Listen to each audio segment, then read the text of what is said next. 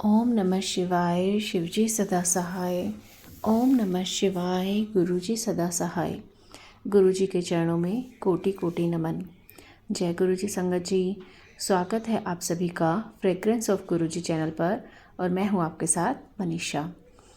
तो संगत जी, आज हम शिव पुराण को आगे बढ़ाते हुए विद्येश्वर संहिता से अध्याय 10 को पढ़ना शुरू करते हैं। अग्नि यज्ञ, देव यज्ञ और ब्रह्म यज्ञ आदि का वर्णन। भगवान शिव के द्वारा 7 वारों का निर्माण तथा उनमें देवाराधन से विभिन्न प्रकार के फलों की प्राप्ति का कथन।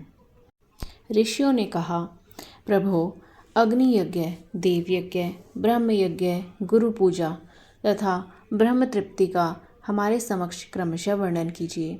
सूत जी बोले, महर्षियों, गृहस्थ पुरुष अग्नि में सायंकाल और प्रातःकाल जो चावल आदि द्रव्य की आहुति देता है उसी को अग्नि यज्ञ कहते हैं। जो ब्रह्मचर्य आश्रम में स्थित हैं उन ब्रह्मचारियों के लिए समाधि का आधान ही अग्नि यज्ञ है। वे समाधि का ही अग्नि में हवन करें। ब्राह्मणों, ब्रह्मचर्य आश्रम में निवास करने वाले द्विजों का जब तक विवाह न हो जाए वे उपासनाग्नि की प्रतिष्ठा न कर लें तब तक उनके लिए अग्नि में समाधि की आहुति, व्रत आदि का पालन तथा विशेष यजन आदि ही कर्तव्य है। यही उनके लिए अग्नि यज्ञ है। द्विजों, जिन्होंने बाह्य अग्नि को विसर्जित करके अपने आत्मा में ही अग्नि का आरोप कर लिया है, ऐसे वानप्रस्थियों और सन्यासियों के लिए यही हवन या अग्नि यज्ञ है कि वे विहित समय पर हितकर परिमित और पवित्र अन्न का भोजन कर लें। ब्राह्मणों, सायंकाल अग्नि के लिए दी हुई आहुति संपत्ति प्रदान करने वाली होती है, ऐसा जानना चाहिए, और प्रातःकाल सूर्य देव को दी हुई आहुति आयु की वृद्धि करने वाली होती है। यह बात अच्छी तरह समझ लेनी चाहिए। दिन में अग्निदेव सूर्य में ही प्रविष्ट हो जाते हैं, अतः प्रातःकाल सूर्य को दी हुई आहुति भी अग्नि यज्ञ के ही अंतर्गत है। इस प्रकार यह अग्नि यज्ञ का वर्णन किया है। इंद्र आदि समस्त देवताओं के उद्देश्य से अग्नि में जो आहुति दी जाती है उसे देव यज्ञ समझना चाहिए। स्थालीपाक आदि यज्ञों को देव यज्ञ ही मानना चाहिए। लौकिक अग्नि में प्रतिष्ठित जो चूड़ाकरण आदि संस्कार निमित्तक हवन कर्म हैं उन्हें भी देव यज्ञ के ही अंतर्गत जाना चाहिए। अब ब्रह्म यज्ञ का वर्णन सुनो। द्विजों को चाहिए कि वह देवताओं की तृप्ति के लिए निरंतर ब्रह्म यज्ञ करें। वेदों का जो नित्य अध्ययन या स्वाध्याय होता है उसी को ब्रह्म यज्ञ कहा गया है। प्रातः नित्य कर्म के अनंतर सायंकाल तक ब्रह्म यज्ञ किया जा सकता है। उसके बाद रात में इसका विधान नहीं है। अग्नि के बिना देव यज्ञ कैसे संपन्न होता है, इसे तुम लोग श्रद्धा से और आदरपूर्वक सुनो। सृष्टि के आरंभ में सर्वज्ञ, दयालु और सर्वसमर्थ महादेव जी ने समस्त लोगों के उपकार के लिए वारों की कल्पना की। वे भगवान शिव संसार रूपी रोग को दूर करने के लिए वैद्य हैं, सबके ज्ञाता तथा समस्त औषधों के औषध हैं। उन भगवान ने पहले अपने वार की कल्पना की जो आरोग्य प्रदान करने वाला है। तत्पश्चात अपनी माया शक्ति का वार बनाया जो संपत्ति प्रदान करने वाला है। जन्म काल में दुर्गतिग्रस्त बालक की रक्षा के लिए उन्होंने कुमार के वार की कल्पना की। तत्पश्चात सर्वसमर्थ महादेव जी ने आलस्य और पाप की निवृत्ति तथा समस्त लोगों का हित करने की इच्छा से लोक रक्षक भगवान विष्णु का वार बनाया। इसके बाद सबके स्वामी भगवान शिव ने पुष्टि और रक्षा के लिए आयुकर्ता, त्रिलोक श्रेष्ठा, परमेष्ठी ब्रह्मा का आयुष कारक वार बनाया, जिससे संपूर्ण जगत की आयुष की सिद्धि हो सके। इसके बाद तीनों लोगों की वृद्धि के लिए पहले पुण्य पाप की रचना हो जाने पर उनके करने वाले लोगों को शुभ अशुभ फल देने के लिए भगवान शिव ने इंद्र और यम के वारों का निर्माण किया। ये दोनों वार क्रमशः भोग देने वाले तथा लोगों के मृत्यु भय को दूर करने वाले हैं। इसके बाद सूर्य आदि 7 ग्रहों को जो अपने ही स्वरूप भूत तथा प्राणियों के लिए सुख दुख के सूचक हैं, भगवान शिव ने उपर्युक्त 7 वारों का स्वामी निश्चित किया। वे सब के सब ग्रह नक्षत्रों के ज्योतिर्मय मंडल में प्रतिष्ठित हैं। शिव के वार या दिन के स्वामी सूर्य हैं। शक्ति संबंधी वार के स्वामी सोम हैं। कुमार संबंधी दिन के अधिपति मंगल हैं। विष्णु वार के स्वामी बुध हैं। ब्रह्मा जी के वार के अधिपति बृहस्पति हैं। इंद्र वार के स्वामी शुक्र और यम वार के स्वामी शनैश्चर हैं। अपने अपने वार में की हुई उन देवताओं की पूजा उनके अपने अपने फल को देने वाली होती है। सूर्य आरोग्य के और चंद्रमा संपत्ति के दाता हैं। मंगल व्याधियों का निवारण करते हैं। बुध पुष्टि देते हैं। बृहस्पति आयु की वृद्धि करते हैं। शुक्र भोग देते हैं और शनैश्चर मृत्यु का निवारण करते हैं। ये 7 वारों के क्रमशः फल बताए गए हैं जो उन देवताओं की प्रीति से प्राप्त होते हैं। अन्य देवताओं की भी पूजा का फल देने वाले भगवान शिव ही हैं। देवताओं की प्रसन्नता के लिए पूजा की 5 प्रकार की पद्धति बनाई गई है।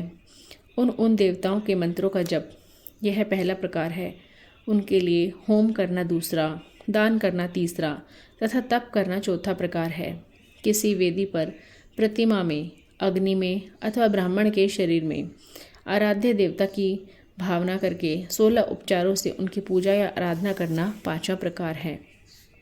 इनमें पूजा के उत्तरोत्तर आधार श्रेष्ठ हैं।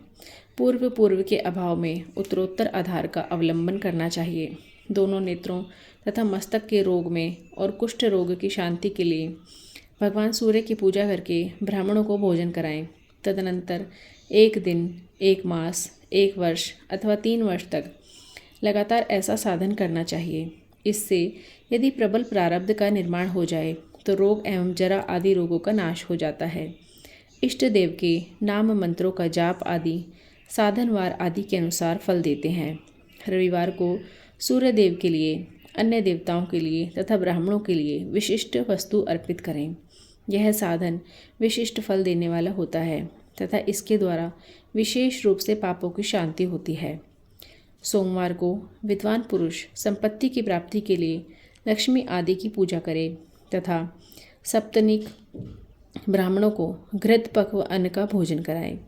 मंगलवार को रोगों की शांति के लिए काली आदि की पूजा करें तथा उड़द, मूंग एवं अरहर की दाल आदि से युक्त अन्न ब्राह्मणों को भोजन कराएं। बुधवार को विद्वान पुरुष दधि युक्त अन्न से भगवान विष्णु का पूजन करें। ऐसा करने से सदा पुत्र, मित्र और कलत्र आदि की पुष्टि होती है। जो दीर्घायु होने की इच्छा रखता हो वह गुरुवार को देवताओं की पुष्टि के लिए वस्त्र, यज्ञोपवीत तथा घृत मिश्रित खीर से यजन पूजन करें। भोगों की प्राप्ति के लिए शुक्रवार को एकाग्रचित होकर देवताओं का पूजन करें और ब्राह्मणों की तृप्ति के लिए षड्रस युक्त अन्न दें। इसी प्रकार स्त्रियों की प्रसन्नता के लिए सुंदर वस्त्र आदि का विधान करें। शनैश्चर आप मृत्यु का निवारण करने वाले हैं। उस दिन बुद्धिमान पुरुष रुद्र आदि की पूजा करें।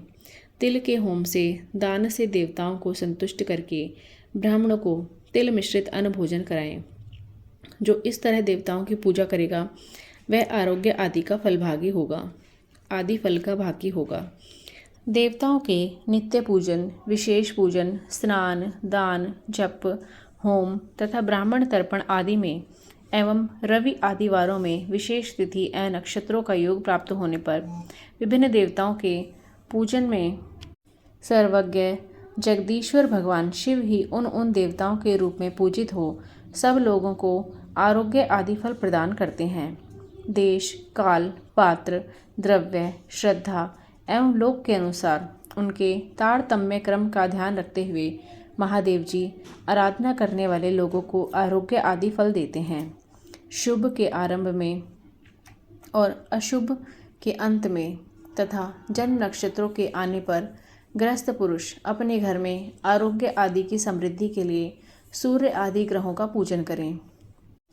इससे सिद्ध है कि देवताओं का यजन संपूर्ण अभीष्ट वस्तुओं को देने वाला है।